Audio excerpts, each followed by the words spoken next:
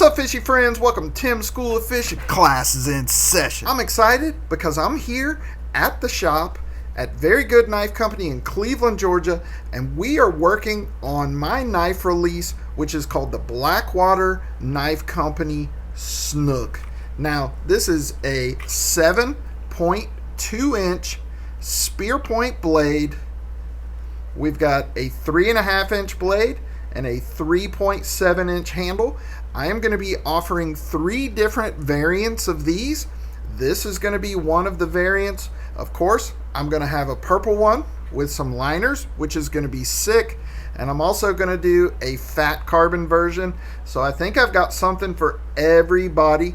This bad boy right here is super freaking slicey, full flat grind, 1/8 inch blade stock, stainless steel Corby screws. I'm going to offer 2 kinds of steels so that you have 2 different price options. This is 100% made by hand every step of the way here in Cleveland, Georgia, USA made. These will be ready in just a couple months. We've got all the designs worked out, and today I'm going to show you how this knife is made from beginning to end so that you guys can see this is 100% made by hand in the USA with USA materials. So without further ado, let's make this Snook. Here in the shop with Jacob from Very Good Knife Company. What are we doing today, Jacob? We're going to show you guys how I make Blackwater Knife Co. Snook. Let's make a Snook. We're going to start with our pattern. I'll start with a piece of steel. Grab some piece of CJRB2 here. Set this on here, make sure we got enough steel.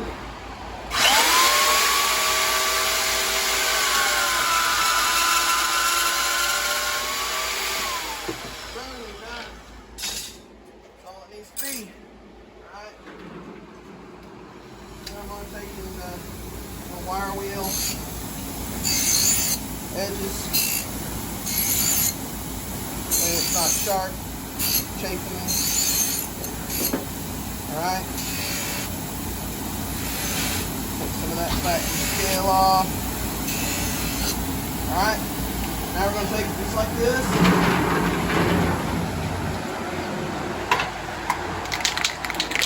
We'll spray her with some layout dye.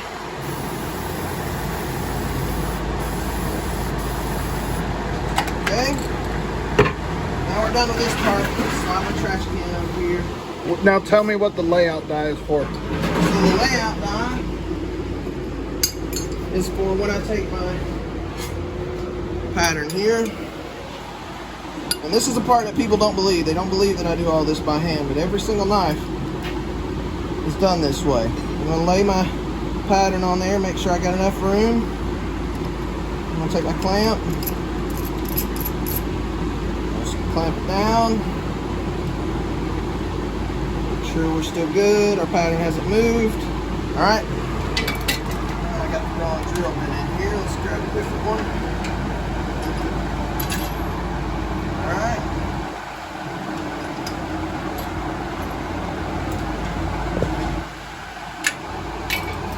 Now,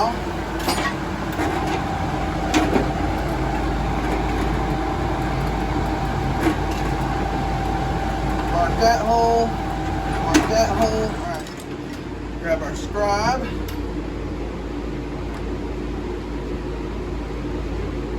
Alright, we're going to scribe our pattern on. That's what the layout die is for, so we can get us a clear, defined line.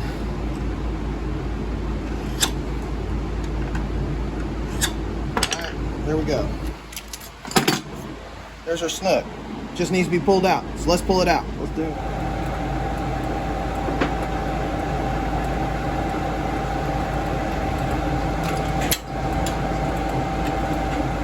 3/16 hole. 2 3/16 holes. Where I get the champ from.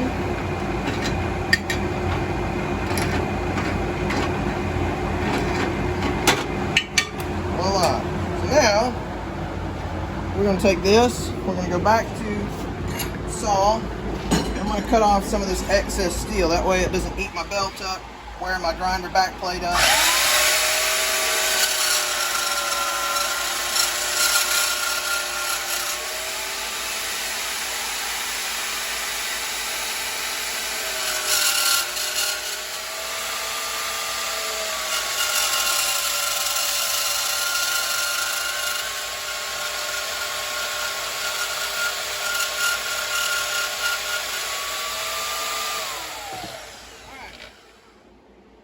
Come along in here. Stick her in here just like so.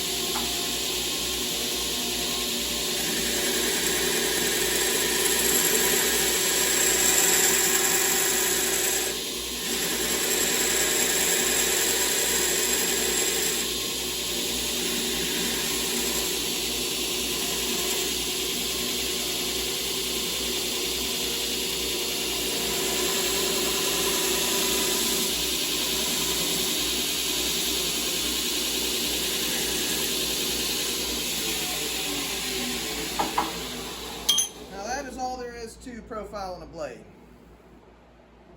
While everybody else is using water jet, I'm out here kicking ass one at a time just like this. And this is why I love Very Good Knife Company knives, and this is why Jacob is making the Blackwater Knife Company Snooks.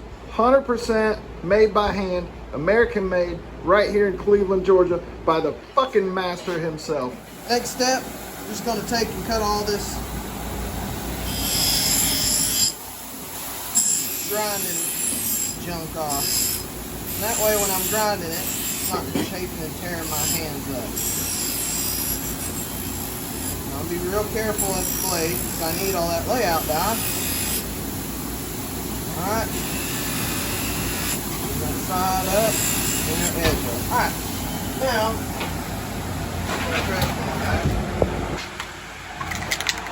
take our layout die. Spray our edge. Lay that side. We're going to let that dry for a little bit. So we're going to take this knife and we're going to flat grind it. All right. We're going to start with a 36 grit belt. This one's a little bit worn out. We're going to go with it anyway, just doing one. And then we're going to go to 120 grit and then we'll be ready for heat treat. All right.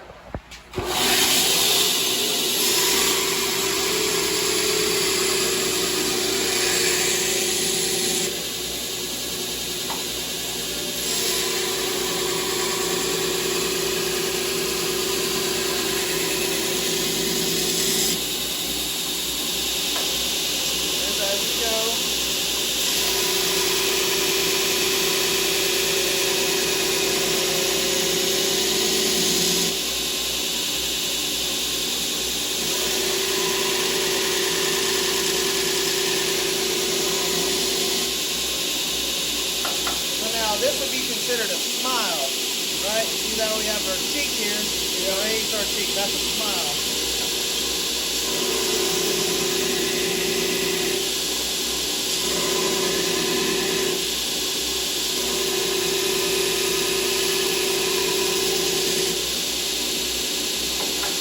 Now we're getting close.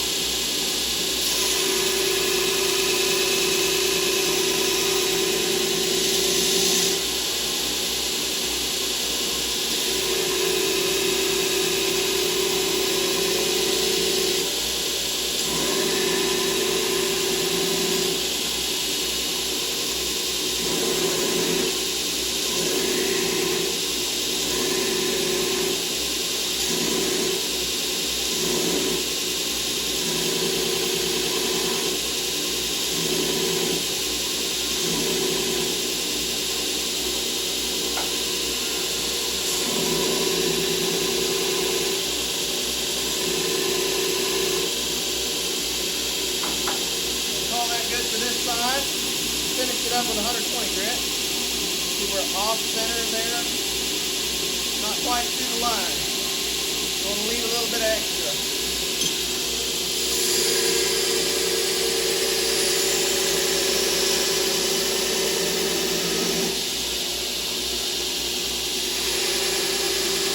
So from here on out, we're gonna ditch the platen and go all 100% from the hand. We're gonna take our 36 grit scratches away with a nice clean 120 grit belt, get it ready for heat treat. And I like to get the edge down to about 30,000 for heat treat. So let's do that. Take it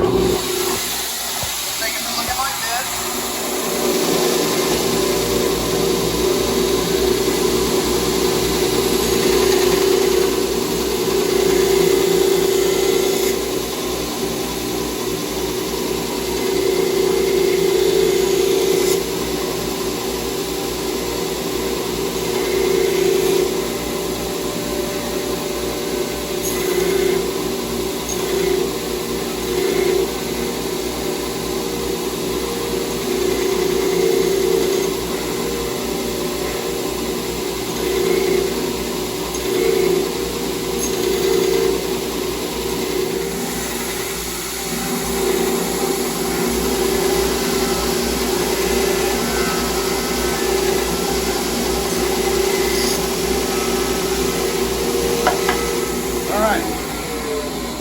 There's that one. This one is ready to go to heat treat, just like it is. All right, so the next step, we're gonna coat this in some ATP 641 anti-scale coating.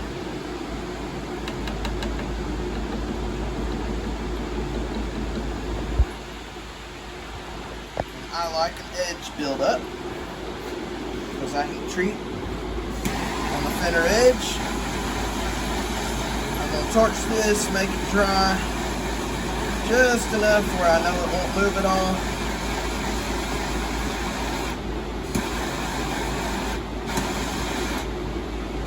Take all the shiny away. That's what it'll look like about right there. And now, we'll stick that in our kiln here. Press start. How long is it gonna stay in there? So, to get the temperature is going to take about half an hour, and then they sit for about 7 minutes. So, what's the temperature got to get up to? Also, 1535. And then I want 120 degrees on my oil. All right, we got our oil up to 120 degrees. We're going to go ahead and do some quenching. It's hot in there. It's hot in there. We're going to keep it moving. Got to keep it moving. If you don't know anything about the Leidenfrost effect, then look it up and learn it. That is why we keep it moving, because we want a fast quench. If we hold it still, the Leidenfrost effect says no, it will not cool off as fast as we want it. So when we get done with the quench, we've got about 30-45 seconds to make sure it's perfectly straight. Once it's cooled off, it will not want to move anymore. And this one, about as straight as they come. Yes, sir. Alright, here. And we don't want to flare up constantly. It's sitting there burning your oil, and you'll get a lot of decarb on the steel. Like fried snook. Fried snook, that's right. Boom. Straight as can be, huh? See the color difference here. Two perfect heat treats. This blade underwent 2 cycles of tempering at 400 degrees. Now it is ready to be finished ground. So we're going to go to the 100 grit belt and get that process started. The first thing I'm going to do is to cheat. And even though this knife only shows about that much, we'll make sure every surface is covered.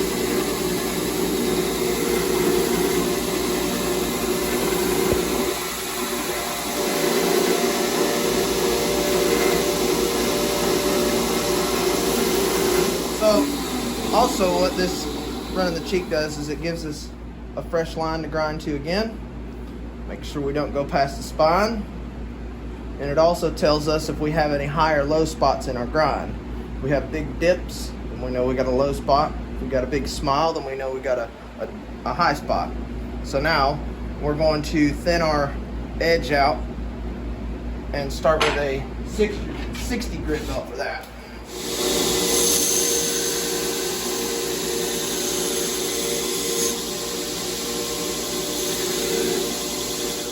Alright, so now we've gone through our 60 grit. We've gotten it down to about 25 thousandths, maybe 22 thousandths behind the edge. And we're going to keep on going. We're trying to get down there to about that 12, 13 thousandths mark. So our next step is a 100 grit belt.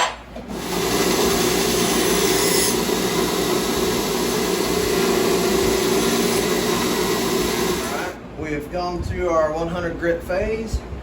We are ready for the next step, which is 220. And we're going to move to aluminum oxide with X weight. Nice and stiff belt.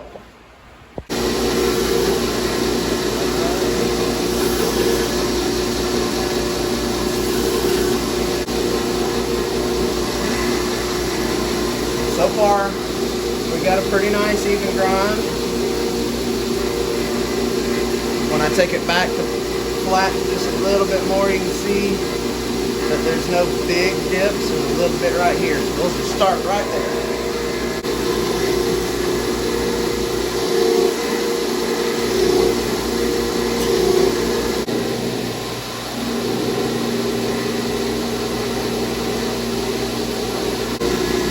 So when I start getting thinner on my edge, I'll be able to see it better if I brighten it up. Right now it's still got that dull straw color from heat treat. So I'll just take it, brighten the edge right up. Now I can see what I'm doing.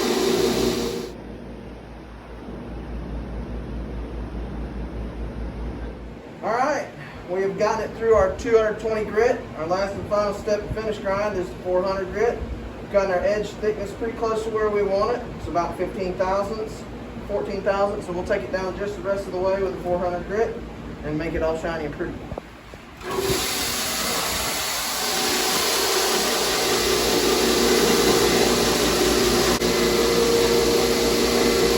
We'll go from this,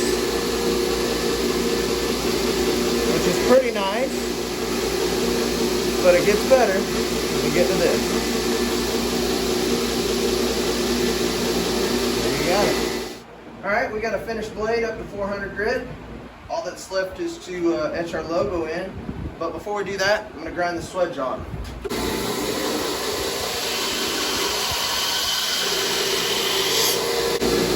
That side.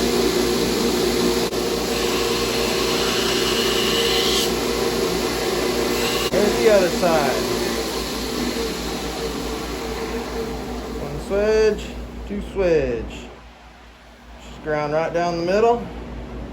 Nice and straight. Even thickness all the way out. Did not go past the spine. We left a little bit of a cheek. Alright, we're going to electrochemically etch our logo on. Just going to go in some electrolyte solution here. We're just going to start the dabbing. Okay, so we've got our logo etched in there, and now we're going to take the fuzz off and make it pop.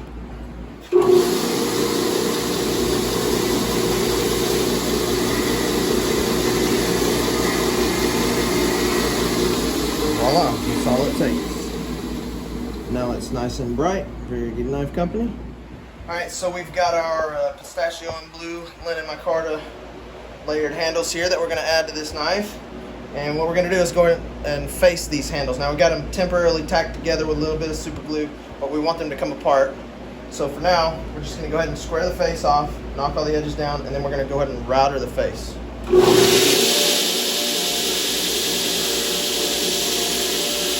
me put this little dot on the side of the handle here. And the reason why I did that is I want my handle faces to be either completely perfectly square to the knife or slightly forward. but I don't want them leaning backwards at the top, because that kind of doesn't look good in my opinion. So when I square the face before I router, I make sure that I know which direction is leaning forward. That's what this is for. So this goes downward. And now from here, we're going to go ahead and router these, because once they're on the handle or on the knife, we're not going to be able to reach the front of this. So we'll do that first.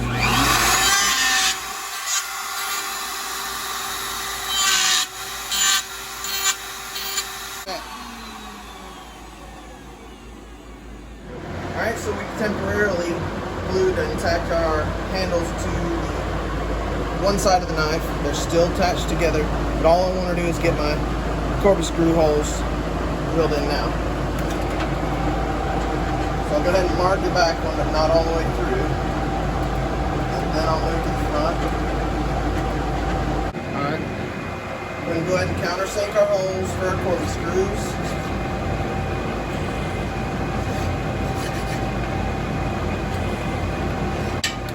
Alright, these handles are ready to be attached to the knife.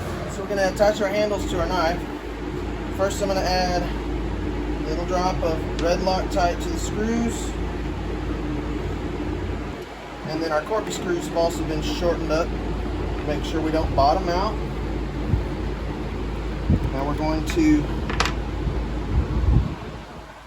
put a dab of glue on each side here. And so every single knife, every single last one of them, I make sure that I put the Corby screws in the exact same way. If for any event that I would ever need to then remove the Corby screws, I know that if I drill from the logo side, I will cut off the head and the whole handles will come off. So we'll attach our other side on, make sure that our Corby screws are below the edge of the handle countercut. That way we tighten against the handle and not the screw head or the post. I'm going to add a little bit more glue. And now I switch to the stainless Corby screws so I can torque them way down and get them nice and tight. That way those handles never move around. There you have it. So there's no gapping in there. Everything fits nice and level and flush. Alright, so I don't want to burn the Corby screws and burn all that glue and the Loctite out. I want to make sure that they don't burn, so instead of melting them on the grinder, I go ahead and cut the heads off and any excess material that I can. So when I had them tacked to the side, I would scribe a line on there. That way I know where to cut to. Go ahead and cut the Corby screw heads off.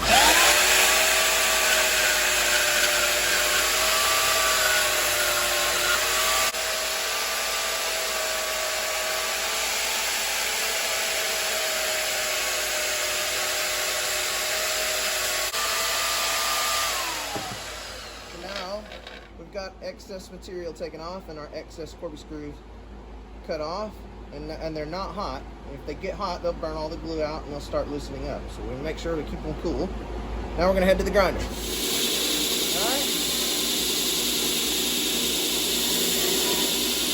Now we're just going to start flushing it up.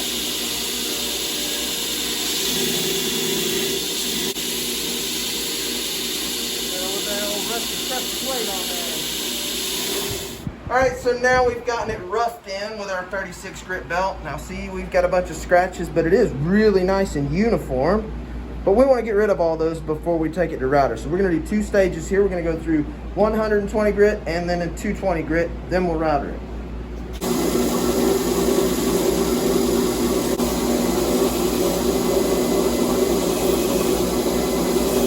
Alright, now we're through 220 grit. Our handle is really nice and clean. It's uniform all the way around. To be honest with you, this is better than most makers will finish theirs, and we're still not even done with this. So we've got one more step to contouring this handle, and that is to run it through the router and run a 1/4 inch round over radius over the whole.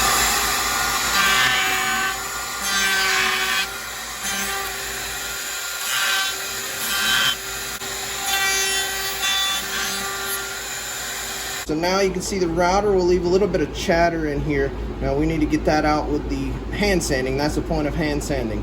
So after hand sanding, there'll be nothing left but to run this over 400 grit and Scotch-Brite, and then sharpen it. We'll be done. All right, the last step before we actually finish this handle is to make sure that all these little ridges and anything from the router, from the grinder, any uneven imperfections is all hand sanded down and everything is smooth. So just go ahead and hand sand it, and I hand sand with 220 grit. Here we go. We have got one more step to finish this knife. Well, actually a couple more, but one more step for the handle, and this knife will be ready for sharpening. So what we're going to do is we're going to go ahead and run it over 400 grit belt, get rid of all these hand sanding scratches, blending everything together, make it look pretty, and we'll move on.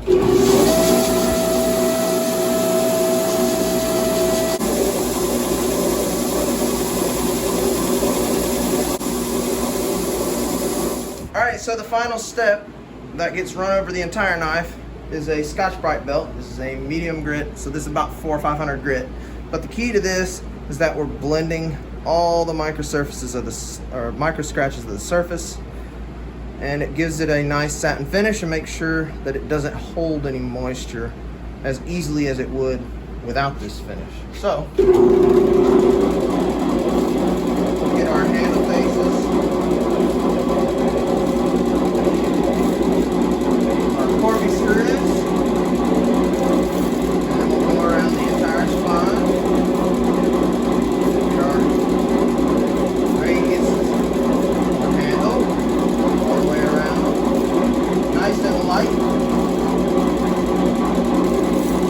All that's left to do is sharpen it, clean it up. Alright, so the final step of making this knife is to put an edge on it, get it sharp. So we're going to start with a 400 grit belt. Planting my nice crispy old homemade sharpening rig here. I have a video on that. And I like my edges around 17.5 to 18 degrees.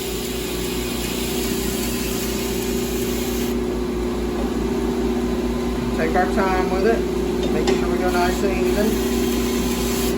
We're just going to go until we get that nice wire edge. So here you go, fishy friends. This is the finished product. Of course, we are missing our logo for Blackwater Knife Co. on the side there. Gonna go to the laser engraver for that. But there she is. This is one of 3 variants so far that we've got picked out. The pistachio and blue linen micarta from Vibe Composites. We gave the edge a nice little strop after that 400 grit belt.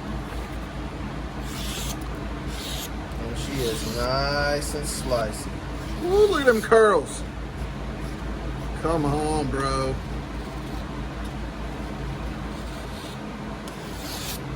Oh yeah.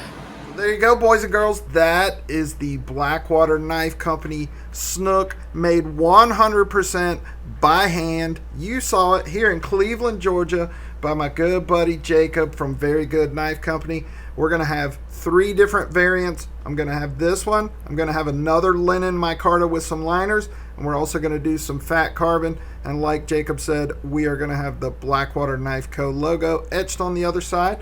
But there you go. You saw it. 100% handmade. Blackwater Knife Company Snook, made by Very Good Knife Company. These are coming soon, hopefully. So we'll see how it goes. But keep your eye out for that. I will announce the drops when these things are ready to go. As always, I appreciate you for watching. Give me a thumbs up. Drop me a comment down in the comment section. Let me know what you think of this. I already know you think it's awesome, so you don't have to say any more than that. And if you're not subscribed to the channel, please consider doing so. Just click my logo right over there. That's it for this episode of Tim Schoolfish. Thank you very much, Jacob. Absolutely. Class dismissed.